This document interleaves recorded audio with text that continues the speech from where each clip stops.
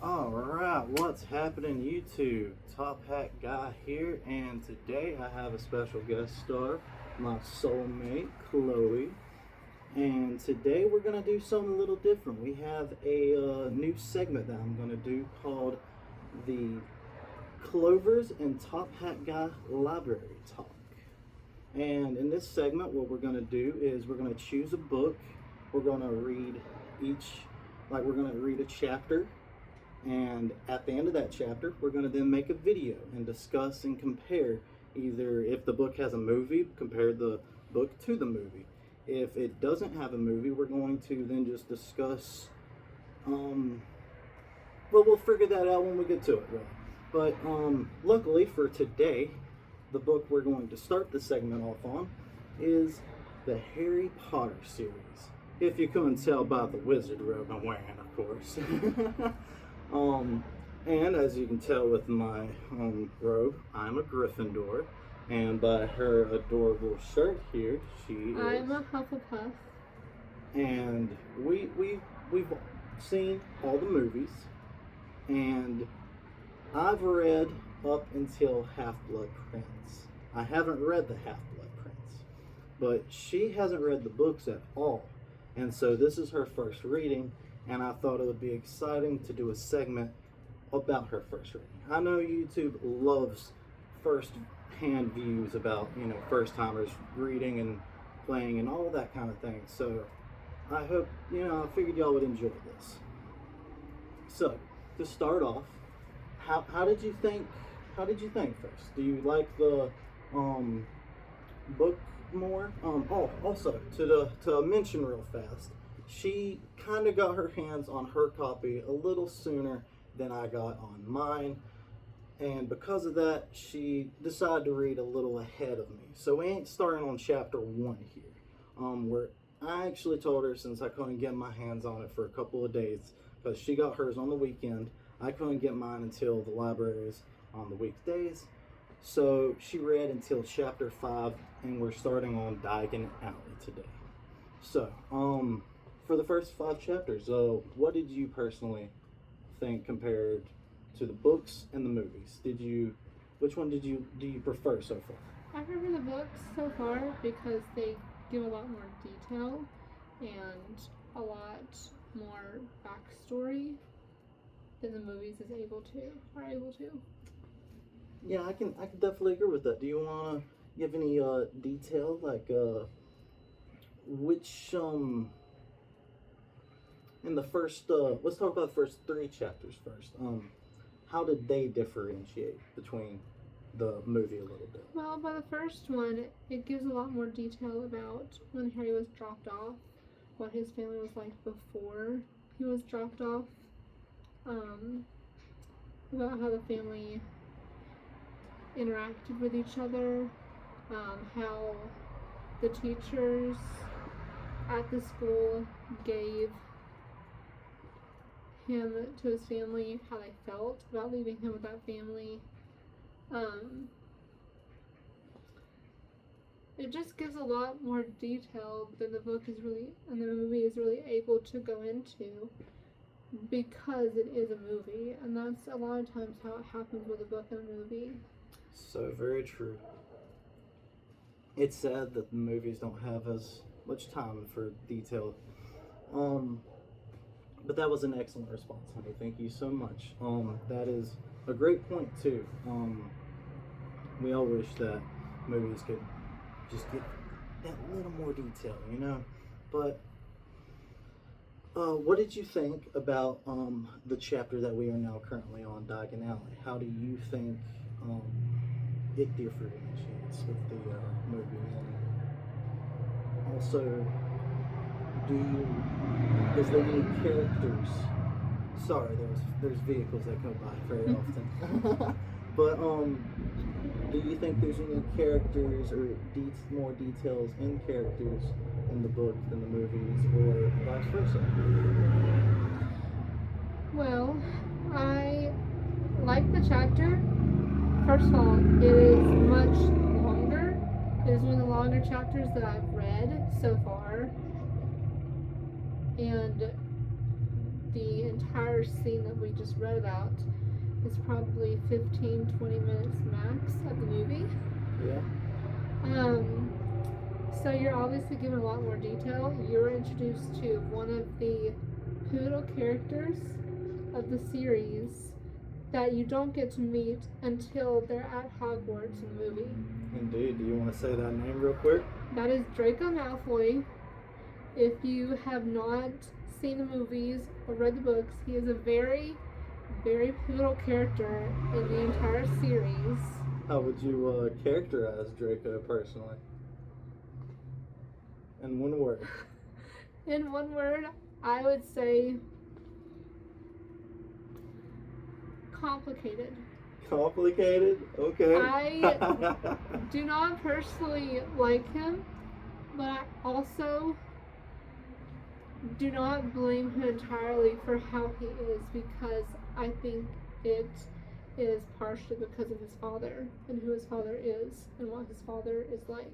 Absolutely. I think that is a core part of his character's dynamic is his father for sure. If I gave a word for Malfoy personally, I would say obnoxious. But I love your answer too, honey. That was perfect. He is a very complicated and complex character for sure. All right. So looking at that and the fact that she mentioned some great there is the books have not just more detail but like go in so much more depth. In Diagon Alley, towards the end of the chapter, you actually have Harry, just like in the movies, going into Ollivanders. However, the detail in this one is a lot. Like, there's so much more difference. Honey, would you like to cover some of the differences? Well, first of all, Hagrid in the movie is not with Harry for most of Diagon Alley. But in the book, he goes with Harry to almost every store, and he actually goes into Ollivanders with him and sits with him while he is finding his wand. On top of that, in the movie, he tries 3 different wands because a wand basically chooses its own wizard when a wizard is finding their wand.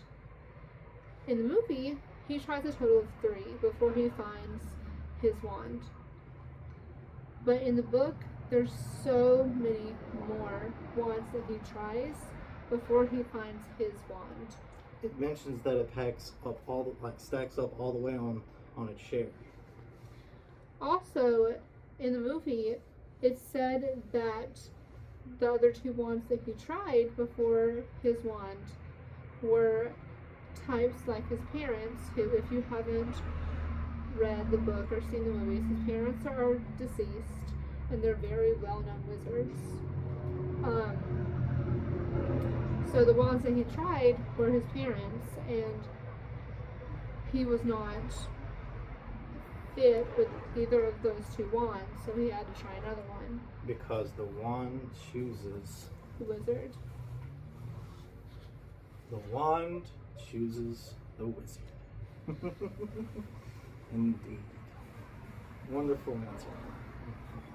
Another interesting thing that's different between the movie and the books is Hagrid's birthday present to Harry, because he actually goes to get all of his wizard things on his birthday, and Hagrid feels the need to get him a birthday present, and that happens to be an owl.